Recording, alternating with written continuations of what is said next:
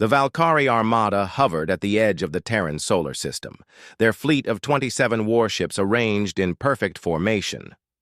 High Commander Oromax stood on the bridge of the flagship Celestial Dominator, 6 limbs folded behind his back as he gazed at the holographic display of the small blue-green planet. "These humans have been isolated long enough," Oromax announced to his bridge crew. "The galactic hegemony requires their resources. Begin the standard intimidation protocol." The Valkyrie had conquered 17 species across 12 star systems. Their method was always the same: a show of overwhelming force, demands for unconditional surrender, then the inevitable subjugation of primitive races who could not possibly stand against their technological superiority. Lieutenant Fenrax, head of Xenobiological Studies, cleared her throat. "High Commander, our intelligence suggests the humans have only achieved rudimentary space travel. They've barely colonized their own moon and sent a few primitive probes beyond their system. They won't even detect our presence until a proximity." Alarm blared across the bridge. "Incoming vessel," announced Tactical Officer Myrex, antenna twitching in surprise. "Small craft, approaching at—" "That can't be right." "Speak, officer," Oromax demanded. "It's approaching at near light speed, sir. Decelerating rapidly. Technology unknown to our databases." The bridge fell silent as a sleek, matte black craft, no larger than a Valkyrie shuttle, decelerated to a halt directly before the Celestial Dominator. It showed no weapon systems, no defensive shields that their scanners could detect. "It's broadcasting on all frequencies," Communications Officer Zillith reported, confusion evident in her multifaceted eyes. "Let us hear it," Oromax commanded. Calm, measured voice filled the bridge. "This is Captain Alara Voss of Earth Reconnaissance Vessel Shadow Whisper. You have entered Sol-controlled space without authorization. State your purpose or withdraw immediately." Oromax's mandibles clicked in amusement. "One tiny vessel? Do they not understand our capabilities?" He nodded to Zillith. "Open the channel." "Human. Vessel!" Oromax's voice boomed with practiced intimidation.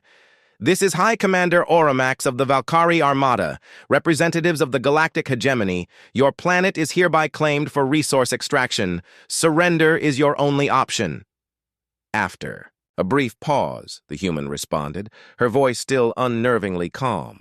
"High Commander, I am authorized to inform you that Earth does not recognize your claim. This is your final warning to depart from Sol space." Laughter rippled across the bridge. "Shall I obliterate their vessel as demonstration, Commander?" Myrex asked, claw already hovering over weapons controls. Oromax raised a limb. "No. Let's educate these primitives properly about their place in the galaxy. Target their vessel with ion disruptors. Disable it, and bring the occupants aboard for interrogation." "Targeting, firing," Myrex announced. The ion beam lanced out and passed directly through the human vessel as if it weren't there. "It's a hologram!" Zillith cried. Before anyone could respond, 4 smaller objects, previously undetected, attached themselves to the hull of the Celestial Dominator. "Security breach!" Myrex shouted. "Unknown devices on sectors 7, 13, 21, and 42. The bridge lights flickered and died, replaced by dim emergency lighting. Every console went dark. "All systems offline," Zillith reported, frantically working her dead controls. "Weapons, propulsion, communications, everything." A new voice came through the emergency speakers, the same human female, but now with an edge of steel in her tone. "Your technology is now temporarily neutralized, High Commander. This was a courtesy demonstration. The actual Earth Defense Fleet is now assembling. You have 6 hours to withdraw from this system before we consider your presence an act of war." As the message ended, Oromax stared at the view screen, where the small human vessel had reappeared, joined now by 4 identical ships that had somehow approached undetected. "Sir," whispered Fenrax, "I believe we may have significantly miscalculated." Admiral Drix Valinar, Supreme Commander of the Hegemony's 7th Expansion Fleet, pounded his fist against the conference table. His scaled skin flushed bright orange, with fury as reports from High Commander Oromax's retreat scrolled across his datapad. "You're telling me," he snarled at the assembled military leadership, "that 27 of our most advanced warships were forced to retreat by five human vessels." The war room fell silent. The Valkyrie prided themselves on never retreating, never showing weakness. Yet here they were, analyzing a humiliating withdrawal. Intelligence Director Kiva Neer, a slender Prethalian with silvery skin that reflected the dim lighting, leaned forward. "The situation is more complex, Admiral. These weren't standard military vessels.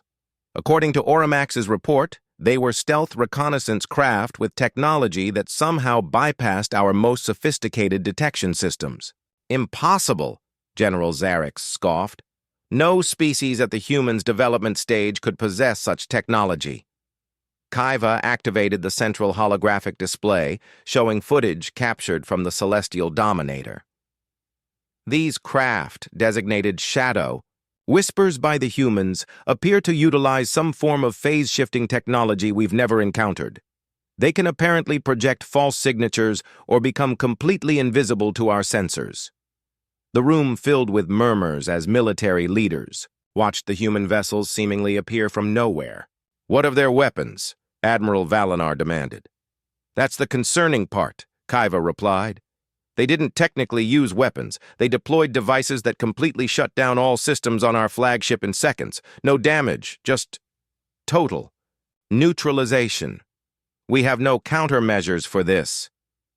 Fleet strategist Morda Velks, a veteran of 16 planetary conquests, studied the footage with narrowed eyes. "These are reconnaissance vessels, not primary combat units. Consider the implications." "Admiral, if their scouting vessels can disable our flagship?" The unfinished thought hung heavy in the air. Admiral Valinar's complexion darkened further. "We need better intelligence. Send in the Phantom Brigade." Gasps echoed around the table. "The Phantoms have never failed," Valinar continued. 6 operatives, our most elite infiltration specialists. They will penetrate this Earth and extract their military secrets before the humans even realize they're there." 3 cycles later, 6 cloaked figures boarded the stealth vessel Silent Dagger, the most advanced infiltration ship in the Hegemony's arsenal. Commander Lissith Torval, leader of the Phantom Brigade, reviewed their mission parameters one final time. "Our objective is clear," she told her team. "Infiltrate Earth's primary military installation, access their defense networks, and extract all data on their fleet capabilities. Then place surveillance devices to monitor their activities, in and out, without detection." The Phantoms had spent their lives training for impossible missions. They could move silently through any environment, hack any known system, and remain undetected in plain sight through a combination of technology and unparalleled skill. As they approached Earth's orbital defense network using paths calculated to avoid detection, Commander Torval felt something unusual, a twinge of uncertainty. She dismissed it immediately. No species had ever detected a phantom operation. These humans, barely a century into space travel, wouldn't be the first. The Silent Dagger slipped past Earth's moon, utilizing its gravity well to further mask their approach. Their intelligence had identified a facility called Artemis Command as Earth's primary military headquarters, built into the lunar surface on the far side, hiding it from Earth-based observation. "Prepare for lunar insertion," Torval ordered. "Remember, we observe first. No engagement unless absolutely necessary." The ship descended silently toward the lunar surface, its adaptive hull mimicking the gray regolith beneath them. "Commander," whispered the pilot, "I'm detecting unusual energy signatures from the facility." "Expected," Torval replied. "Their technology is unknown to us. Maintain course." As they touched down 3 kilometers from Artemis Command, Torval felt that strange unease again. The facility appeared too small for what should be a planetary headquarters. Something wasn't right. "Deploy and proceed as planned," she ordered. "Full stealth protocols." The 6 Phantoms exited their vessel, moving across the lunar surface with practiced precision. As they approached the facility's perimeter, their sensors detected no alarms, no defensive systems activating. It seemed almost too easy. Major Khalil Rhodes watched the alien infiltrators approach on her tactical display, their movements precise and practiced. Despite their advanced cloaking technology, they showed up clearly on the quantum resonance scanners developed specifically for this purpose. "They took the bait," she remarked to General Imani Adeyemi, Earth Defense Force Commander. "As expected," the general replied, her voice calm and measured. "Operations like this always send in their elite reconnaissance teams first." They stood in the actual Artemis command, buried 2 kilometers beneath the lunar surface, not the decoy facility the aliens were approaching.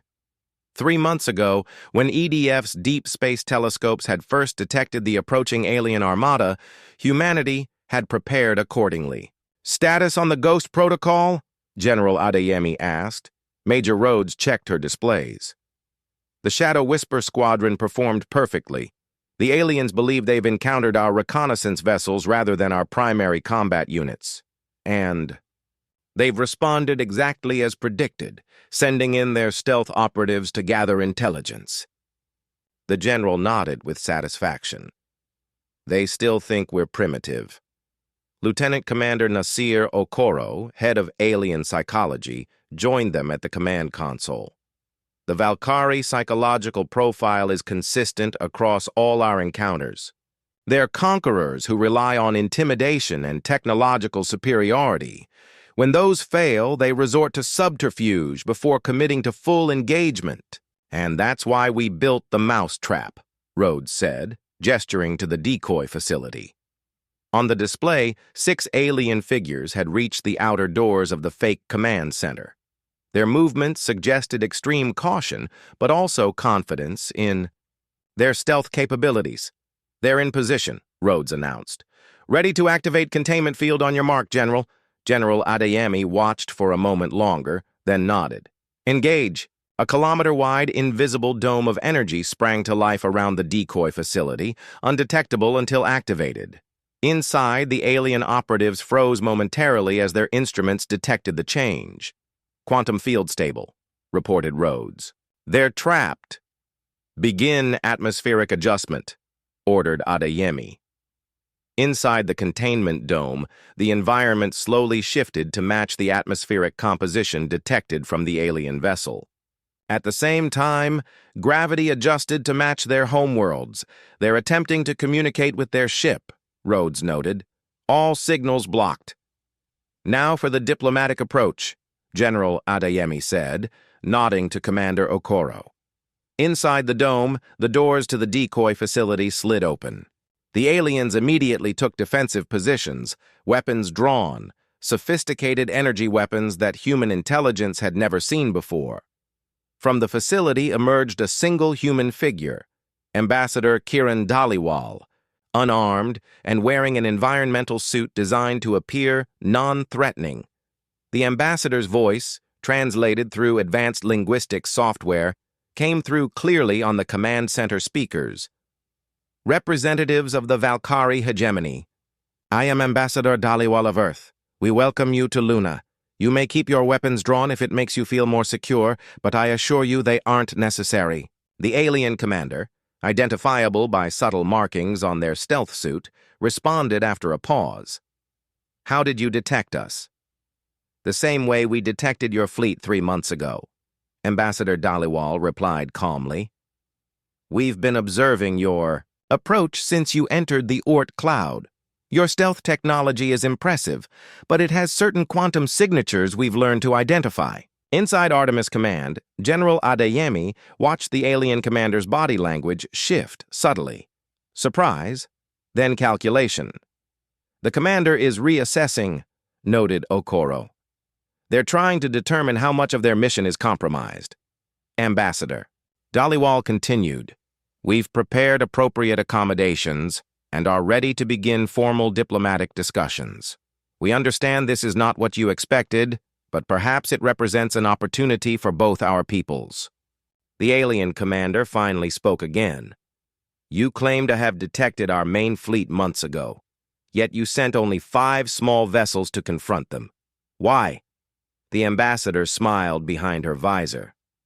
Those were merely our forward observers. A courtesy call, if you will. We wanted to give your commander an opportunity to reconsider your approach before things escalated unnecessarily. They're not believing it, Rhodes murmured, watching the aliens' subtle positioning shifts. They will, General Adeyemi replied, confidently. Activate Phase 2. On cue, the lunar surface around the containment dome began to transform. What had appeared to be ordinary regolith shifted as hundreds of concealed bay doors opened, revealing launch tubes and defensive emplacements that had been invisible moments before. Simultaneously, 12 Earth vessels, each 3 times the size, of the Shadow Whispers but with similar stealth profiles, decloaked in lunar orbit. We prefer peaceful relations, Ambassador Dhaliwal continued as the display of force unfolded around them. But we are prepared for alternatives. The choice, as they say, is yours. High Command Spire, Valkyrie Homeworld. 3 days later, Supreme. Overseer Morithex, ruler of the Galactic Hegemony, stood perfectly still as the holographic representation of the Phantom Brigade's capture played before the Sovereign Council. His 4 eyes narrowed to slits, secondary breathing cavities flaring, with controlled rage. So, he finally said, voice dangerously soft, not only did our main fleet retreat from 5 human vessels, but our most elite infiltration team was captured without firing a single shot. Admiral Valinar stood at attention, sweat beading along his cranial ridge. Supreme Overseer, we severely underestimated human technological development. Reports from Commander Torval suggest their entire solar system is fortified with detection systems beyond our understanding. And now, they're demanding diplomatic recognition. Morithex's voice rose with each word. The hegemony does not negotiate with pre-spacefaring species. General Thexus, eldest of the military council, stepped forward. Supreme Overseer, technically they are spacefaring. Our intelligence was flawed. They've colonized their moon, have outposts on their 4th planet, and apparently maintain a substantial fleet we never detected. Impossible, hissed Counselor Zrixa from her hovering platform. Our intelligence networks are perfect. These humans must have had outside help. The chamber fell silent as implications settled over the assembly. What if, ventured Science Minister. Kelvarax carefully. They didn't. What if humans simply developed along a different technological pathway than we anticipated? Explain, demanded Morithex. Kelvarax activated a secondary hologram showing analysis of the human vessels. The Valkyrie, indeed all hegemony species, developed space technology through Element 536 plasma drives. It's been the foundation of interstellar travel for 10,000 cycles. The minister highlighted specific portions of the human craft. These vessels use no Element 536. They appear to utilize some form of gravitational manipulation we've never encountered. Their detection systems operate on quantum, principles our science has barely theorized. Are you suggesting, Counselor Zrixa interrupted, that these humans independently develop technology that rivals or exceeds our own? I'm suggesting, Kelvarax replied carefully, that they developed different technology. Not better or worse, just following an entirely separate evolutionary path our intelligence was unequipped to recognize or predict. Supreme Overseer Morithex paced the diameter of the council chamber, all 4 arms clasped behind his back. The humans have requested an audience. They're sending a diplomatic vessel. A trap, General Thexus warned. Perhaps, Morithex conceded. But Commander Torval's reports indicate they've been treated with respect and dignity since their capture. No interrogations, no coercion. Admiral Valinar frowned. That's unusual behavior for a species facing potential invasion. Science Minister Kelvarax nodded thoughtfully. It suggests confidence. They aren't afraid of what our operatives might report back.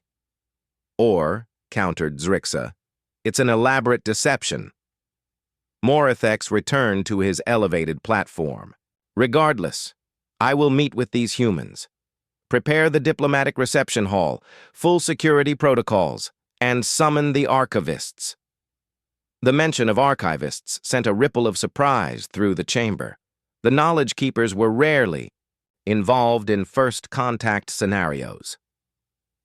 When the council had dispersed, Morathex remained alone with ancient archivist Vex Hara, oldest living Valkyrie and keeper of species memory. You seem troubled beyond the obvious concerns, Supreme Overseer, the Ancient One observed, her voice creaking with age. Something about this situation feels familiar, Morathex admitted, as if echoing from ancestral memory. The Ancient. Archivist's eyes widened. You feel it too? I've been searching the deepest archives since the first reports arrived. She activated a private terminal, displaying ancient text few living Valkyrie could still read. 30,000 cycles ago, before the hegemony, before our people achieved spaceflight, there are scattered references to visitors, beings who appeared suddenly, observed our world, and disappeared just as mysteriously. Humans? Morathex asked. Unknown. But the descriptions mention their unusual approach. They neither attempted conquest nor offered alliance. They simply watched, like the humans with their small reconnaissance vessels. Morathex felt an ancestral chill pass through his spine. Are you suggesting we may have encountered an elder race? One that predates our civilization? I suggest nothing. Supreme. Overseer, I merely note the pattern. If humans achieved spaceflight through an entirely different technological path, who knows how long they've been watching the stars? The diplomatic vessel arrived exactly when promised, a sleek craft larger than the reconnaissance ships, but still modest by hegemony standards. It bore no visible weapons, yet sensors detected energy readings suggesting significant defensive capabilities. As Supreme Overseer Morathex prepared to receive the human delegation, a disturbing thought formed in his mind. What if the humans had encountered the Valkyrie before, long before the Valkyrie had even reached their own moon? What if, all this time, they had been the ones being observed? Ambassador Leona Vasiliev stepped onto Valkyrie soil with measured confidence, flanked by Major Rhodes and 2 other members of Earth's diplomatic security team.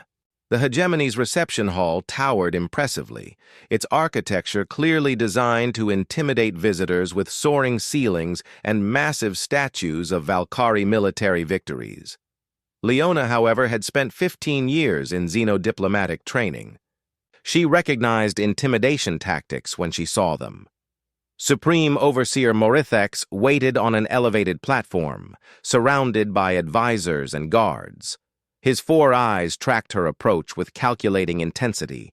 Supreme Overseer, Leona began in perfect Valkyrie, causing visible surprise among the assembled aliens, I bring greetings from Earth and the United Solar Systems. We appreciate your willingness to meet under these unusual circumstances. Morathex descended from his platform, a significant breach of protocol that caused his advisors to exchange glances. You speak our language, he stated flatly. How is this possible? Leona maintained a diplomatic smile. We've been studying your communications for some time. Language acquisition is a specialty of our species. So I'm beginning to understand, Morathex replied. Your people have proven unexpected in many ways. The formalities of diplomatic reception proceeded, though tension remained palpable. When finally they moved to the negotiation chamber, a circular room with a floating table designed to give the Valkyrie representatives a height advantage, Leona noted the presence of an ancient Valkyrie she recognized from intelligence briefings as an archivist. Interesting, she thought. They're bringing in their historians. Let us dispense with pretense, Morthex began once they were seated.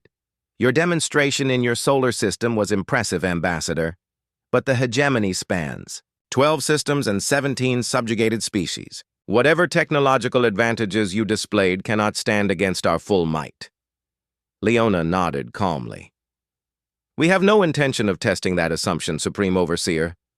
Earth seeks neither conflict nor domination. We merely wish to establish mutual recognition and non-interference protocols. Science Minister Kelvarax leaned forward. Your stealth technology, it operates on principles unknown to our science, as do your detection systems that identified our Phantom Brigade. How did humans develop such technology independently? The same way all species advance, Leona replied. Necessity, curiosity, and time. Time, echoed the ancient archivist, speaking for the first time. That is the question that truly concerns us, Ambassador. How long have humans been watching the stars? How long have you been watching us? The directness of the question created a momentary silence. Major Rhodes shifted slightly beside Leona, their pre-arranged signal that this conversation had entered sensitive territory. Leona chose her next words carefully. Humanity has been observing celestial bodies since before we had written language, Ancient One. As for watching other civilizations, we believe in allowing species to develop naturally, without interference. A curious philosophy, Morthex noted, for a species that apparently maintained total isolation until our arrival. Did we? Leona asked simply. The question hung in the air, heavy with implication. The archivist's eyes widened fractionally. You were the observers, she whispered. Morthex turned sharply. Explain, archivist. The ancient texts, she replied, never taking her eyes off. Leona. 30,000 cycles ago, mysterious craft appeared in our skies. They watched, recorded, and departed, never communicating, never interfering. We called them the observers. Leona neither confirmed nor denied the statement.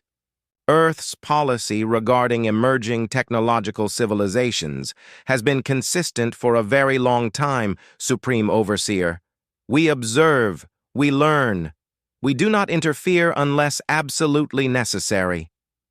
Impossible, hissed General Thexus. Humans couldn't have achieved spaceflight before us. Your planet shows all the developmental signs of a young technological species.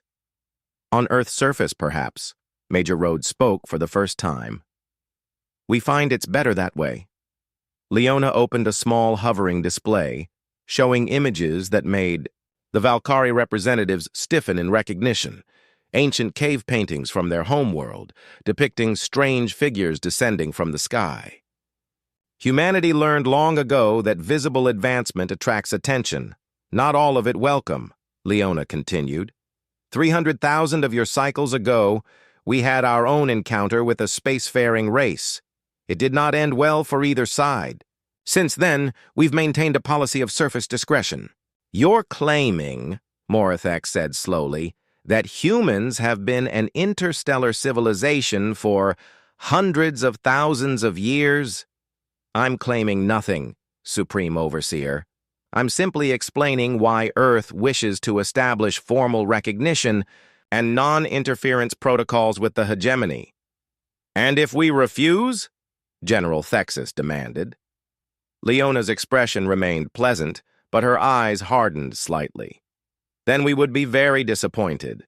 The 5 reconnaissance vessels your fleet encountered represented less than 1,000th of Earth's defensive capabilities.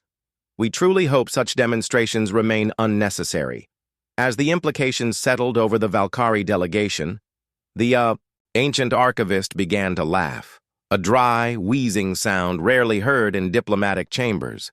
All this time, she chuckled, the mighty hegemony has been expanding, conquering, believing ourselves the dominant force in the galaxy.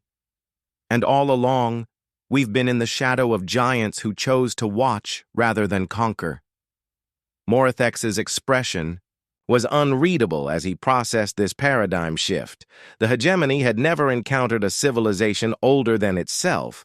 The concept was alien to their worldview. "What is it you actually want, Ambassador?" he finally asked. "Recognition," Leona answered simply. "Respect for our borders, and perhaps in time, cultural exchange rather than conquest. The galaxy is vast, Supreme Overseer. There's room for many approaches to civilization. Too standard." Months had passed since the diplomatic summit. Supreme Overseer Morithex stood alone on the observation deck of the hegemony's newest vessel, the Peaceful Inquiry, the first Valkyrie ship designed primarily for exploration rather than conquest. Below, the blue-green world of Earth rotated slowly, clouds swirling across its surface. As part of the newly established diplomatic protocols, this single Valkyrie vessel had been permitted to enter Earth orbit under escort, a gesture of trust after millennia of isolation. "Beautiful, isn't it?" came a voice behind him. Morithex turned to find Admiral Ravek Crane, the human military liaison assigned to this historic mission. Despite weeks of interaction, Morithex still found humans difficult to read, their expressions subtle, their thoughts hidden. "Different from Valkyrie. Prime," Morithex acknowledged. "More water, less organized." Admiral Crane smiled slightly. "Organized isn't always better. Chaos drives innovation." The observation deck fell silent as both leaders contemplated the planet below. The past months had fundamentally altered the hegemony's understanding of galactic politics. The revelation that Earth represented an ancient spacefaring civilization, one that had chosen concealment over domination, had sent shockwaves through Valkyrie society. "My scientists are still attempting to understand how we missed the signs," Morithex finally said. "Your lunar bases, your orbital platforms, they should have been detectable." "Phase shift technology," Crane explained, "developed roughly 18,000 of your cycles ago. It doesn't make objects invisible so much as shift them slightly out of phase with normal space-time. Your sensors passed right through them." Morithex's secondary breathing cavities expanded with a sigh. "And your people have possessed this technology for thousands of years?" "Among others," Crane nodded. "Though I admit your Element 536 plasma drives are quite efficient. We developed along a different path." A young Valkyrie aide approached, bowing deeply. "Supreme Overseer, the human delegation is ready to begin the technology exchange seminar." "Thank you, Morithex," Morithex acknowledged. As the aide departed, he turned back to Crane. "My science minister is particularly excited about this exchange, though I notice your people are sharing only certain technologies." "As are yours," Crane replied with diplomatic precision. "Trust builds gradually, Supreme Overseer." Morithex made the Valkyrie gesture of acknowledgement. "A fair observation. It will take time for the hegemony to adjust its stance. 17 subjugated species now look to us for leadership in this new paradigm. Liberation is always possible," Crane suggested carefully. "Earth's history includes many empires that eventually transformed into alliances of equals." "Perhaps," Morithex conceded, "though such concepts are foreign to Valkyrie tradition." They began walking toward the conference chambers, hegemony guards and human security personnel maintaining a respectful distance.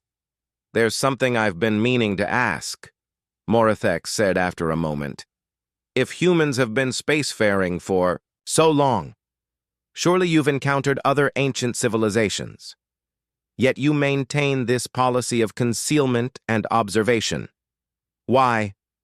Admiral Crane considered the question carefully.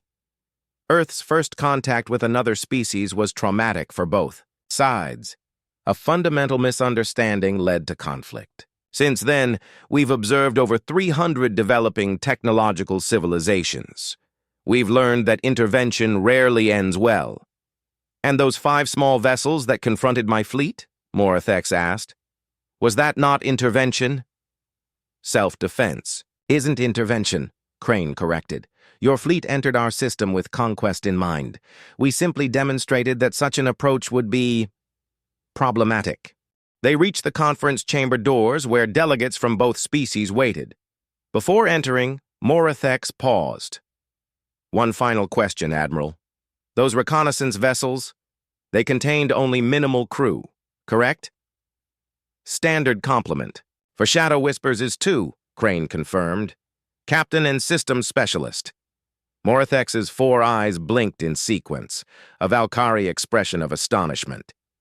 2 humans in each vessel confronted an armada of 27 warships carrying over 15,000 Valkyrie warriors.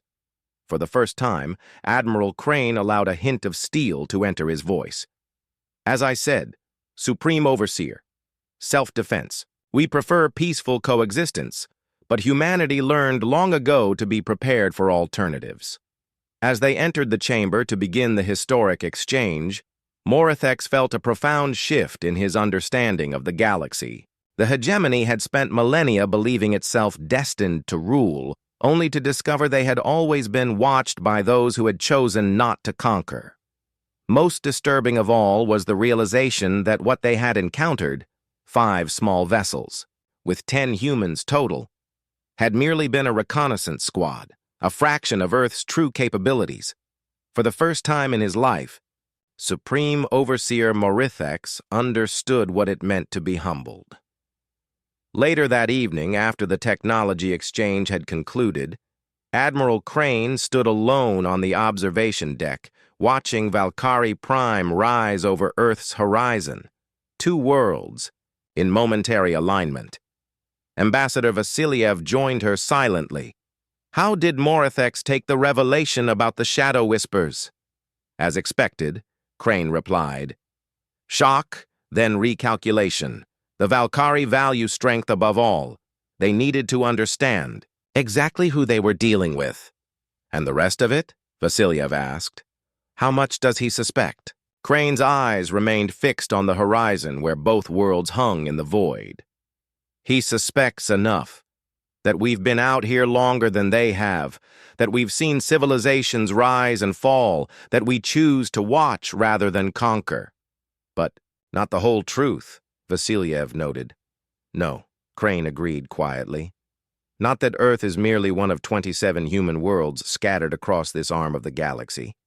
Not that we've been spacefaring for far longer than even we implied. Some truths are best revealed slowly, especially to a species defined by conquest. The Senate is pleased with your handling of this first contact, Vasiliev said. The Valkyrie homeworld will be carefully monitored, but the diplomatic path seems promising. Admiral Crane finally turned from the viewport. The Valkyrie aren't evil, just young. Their civilization is barely 40,000 years old. They'll learn. As we did, Vasiliev nodded. As we did, Crane echoed, through hard lessons and harder choices. Below them, Earth continued its eternal rotation, its surface bearing little evidence of the ancient civilization it harbored. A world that had learned long ago that sometimes the greatest power lies not in demonstration, but in restraint. Until, of course, restraint becomes impossible. Then, as the Valkyrie had learned, even a human reconnaissance squad could change the course of history.